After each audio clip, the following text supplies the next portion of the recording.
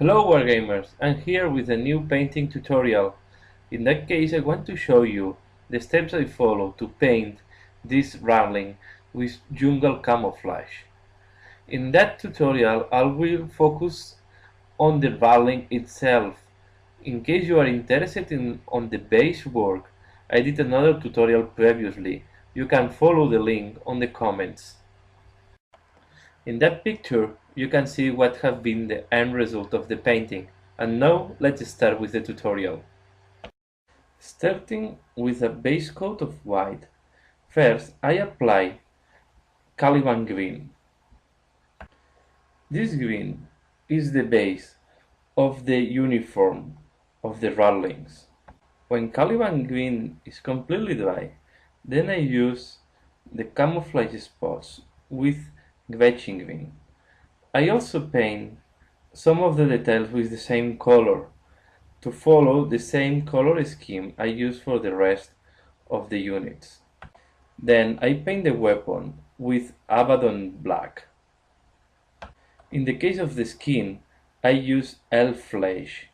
It's quite a clear color.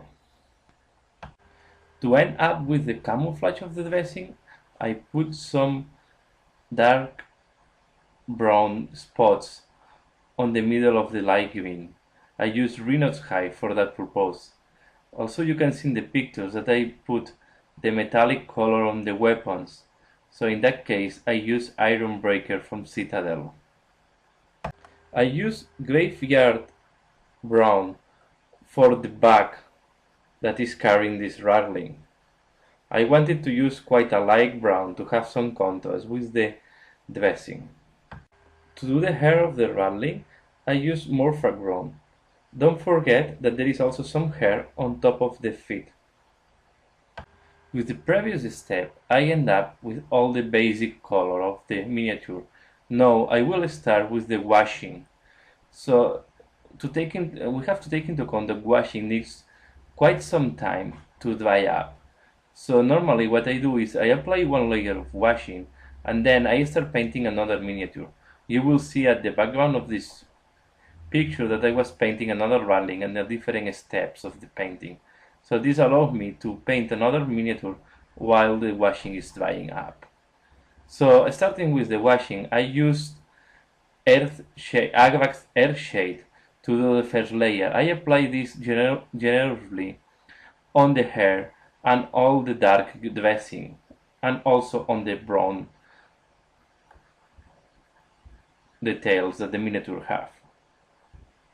Here you will see a front view of the miniature when the wash is completely dry.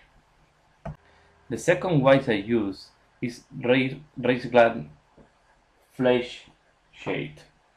I wash completely all the flesh areas with that wash. On the weapon I use Nude Oil. When I use metallic parts, normally I follow always the same steps.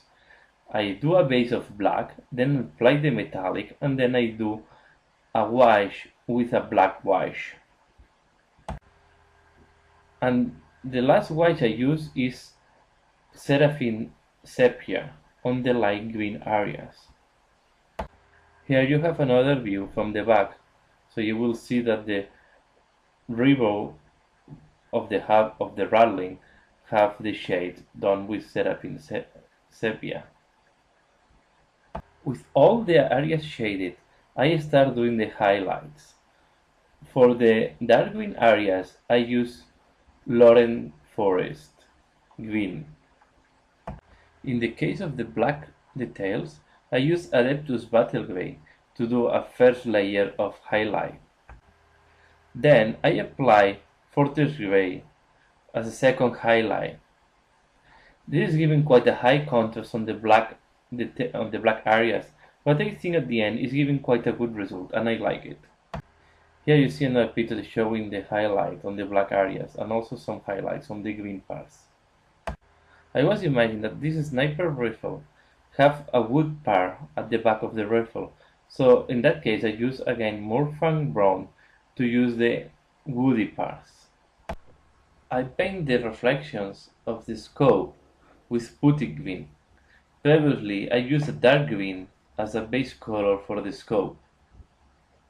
And now we're going to describe how I paint some very fine details. So in that case, I use Abaddon Black as a base color for the ace and the eagle on the rifle.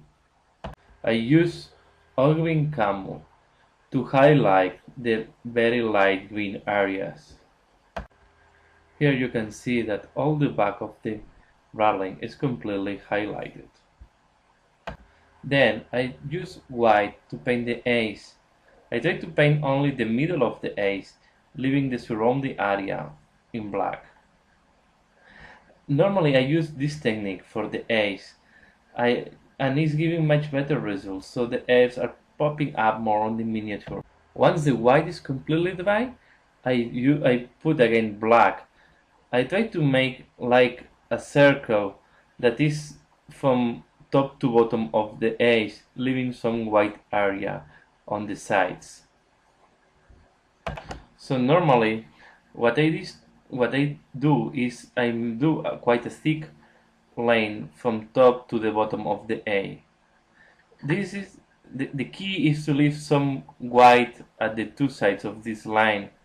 Some cases, if it's not working at the first time, you can repaint the A with white and repeat again. It's important that you don't put a lot of paint when you're doing this process. If not, the A will become very thick. In the case of the eagle, I want to use quite a light metallic to give the impression of silver.